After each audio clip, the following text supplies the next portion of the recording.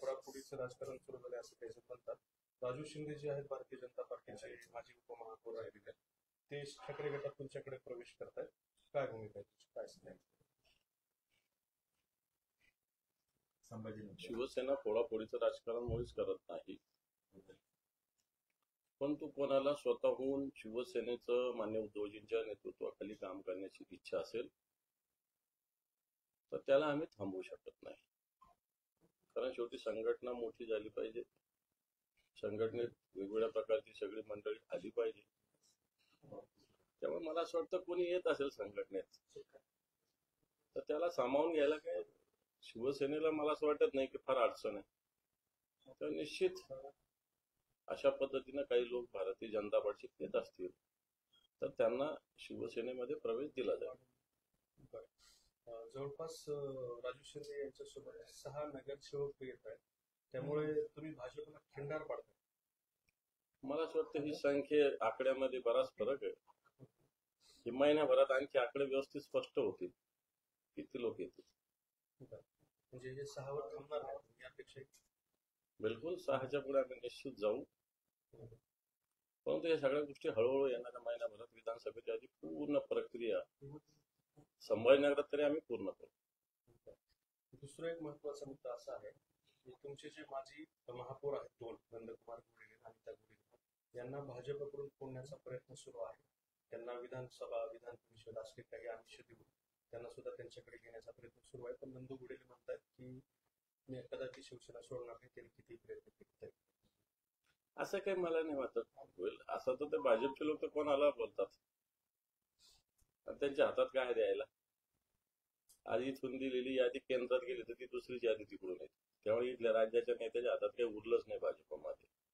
त्यामुळे असं मला नाही वाटत कोणाला आमदार करू, विधान परिषद देऊ, हे करू ते करू, कोणी सांगू शकतं किंवा ते होऊ शकतं. आणि नंदकुमार घोडेले जुने शिवसैनिक आहेत, महापौर राहिले ते राहिले, त्यांच्या पत्नी राहिल्या, स्टँडिंग कमिटीचं सभापती पद त्यांच्याकडे राहिलेलं. त्यामुळे मला वाटत नाही असं प्रयत्न भाजपवाले बऱ्याच दिवसांना करतात, पण तसं काही होईल असं मुळीच नाही.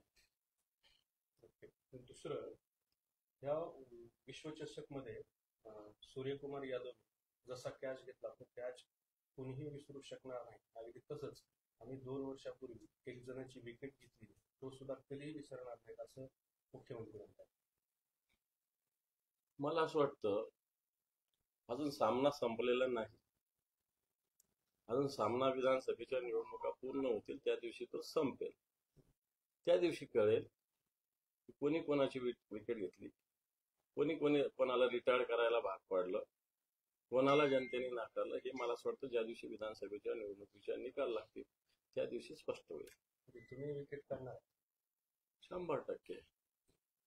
100% सामना पूर्ण झालेला नाही. विधानसभा निवडणुकीचे निकाल ज्या दिवशी लागतील त्या दिवशीच हा सामना पूर्ण होईल. जोगेश्वरी भूखंड घोटाळ्यात रवींद्र वायकरांना क्लीन चिट देण्यात आली. कार्तिक गुन्हे शाखेकडून दाखल केलेल्या गुन्ह्यात क्लोजर कोर्टचा पाला. त्यांचं असं मत आहे की जी नोटीस आली होती ती महानगरपालिकेच्या गैरसमजातून आली. मला असं वाटतं ज्या महानगरपालिकेच्या लोकांनी नोटीस दिली त्यांच्यावर कारवाई केली पाहिजे. सगळ्यात आधी अशा गैरसमजातून नोटीस देतात त्या अधिकाऱ्यावर सगळ्यात आधी कारवाई केली पाहिजे. कारण अशा अनेक गोष्टीत घडलेल्या आहेत. मग अजितदादांच्या बाबतीत घडतंय, ते आपले गोंदियाचे पटेल, राष्ट्रवादीचे प्रफुल्ल पटेल त्यांच्या बाबतीत घडतंय, आता रवींद्र वायकरांच्या बाबतीत घडतंय. मला असं वाटतं ही कारवाई ही नोटीस पाठवणाऱ्या अधिकाऱ्यांनी चुकीची नोटीस पाठवली म्हणून सगळ्यात आधी त्यांच्यावर कारवाई केली पाहिजे अशी माझी स्पष्ट भूमिका आहे. नवाब मलिक संघ वर्तुळातील नेत्यांची भूमिका आहे. मलिकांबाबत जनतेत रोष आहे. अजित पवारांनी लक्ष द्यावं असं विश्व हिंदू परिषदेचे महाराष्ट्र आणि गोव्याचे मंत्री गोविंद शेंडेने व्यक्त केलं. मला असं वाटतं आता विश्व हिंदू परिषदेच्या लोकांचं ऐकण्याचे दिवस भारतीय जनता पार्टीने संपविलेले आहेत. त्यांनी फक्त त्यांच्यासाठी काम करायचं, बाकी निर्णय किंवा सूचना करायच्या नाही, अशा प्रकारची स्थिती निर्माण झालेली आहे. याच नवाब मलिकावर भारतीय जनता पार्टीने दाऊदशी संबंध असल्याचं वारंवार सांगितलेलं आहे, पुरावे देतो सांगितलेलं आहे. हेच नवाब मलिक देशद्रोही आहे अशा प्रकारची भूमिका भारतीय जनता पार्टीने घेतलेली, आम्ही घेतली नव्हती. आणि हेच नवाब मलिक आज अजितदादांबरोबर बसतात आणि हेच अजितदादा आज देवेंद्रजींबरोबर बसतात, अमित शहा बरोबर बसतात, नरेंद्र मोदीजींबरोबर बसतात. मला असं वाटतं हेच देशद्रोही तुम्हाला चालतात का? म्हणजे तुम्ही शेवटी निवडणुकीचं राजकारण करता. अशा प्रकारची भूमिका जनतेमध्ये निश्चित जाईल. कारण तुमचं कथनी आणि करणी, जी तुमची भाषा आहे कथनी आणि करणी, तर या दोन्हीमध्ये तुमचाच फरक आहे. तर मनोज जरांगेंचा आजपासून दौरा सुरू झालेला आहे. 13 जुलैपर्यंत हा दौरा चालणार आहे. जरांगे म्हणतात की 13 जुलैला ठरवणार 288 उमेदवार उभे करायचे की पहायचे. हा वेगळा मुद्दा आहे, पण ते ज्या विषयासाठी लढा देत आहेत त्या लढ्याला मराठवाड्यातून प्रचंड प्रतिसाद मिळतोय आणि ते जे भूमिका मांडतायत ते काय ओबीसीतून आरक्षण द्या असं मुळीच म्हणत नाही. जे ओबीसी त्यांना ओबीसीचा दर्जा द्या असं ते म्हणतायत. आणि मला वाटतं कुणबी आणि मराठा हे काही वेगळं असायचं काही कारण नाही. कुणबी आता या सगळ्या मराठवाड्यात सगळ्याच लोक कुणबी होते, आता विदर्भात कुणबी कोण आहेत? मराठेच कुणबी झालेले आहेत ना. हीच भूमिका त्यांची आहे आणि मला असं वाटतं ते जी भूमिका घेतील ती वेगळी भूमिका, राजकीय भूमिका, परंतु निश्चित मराठा समाजात ते एकत्रित करतात हे तर नाकारता येणार नाही. बारसू रिफायनरीचा प्रकल्प आहे, त्याच्या आशा पल्लवीत झाल्या. 308 एकरचं क्षेत्र जे आहे ते औद्योगिक क्षेत्र म्हणून घोषित झालं. मला असं वाटतं याला अजून अनेक दिवस बाकी आहे.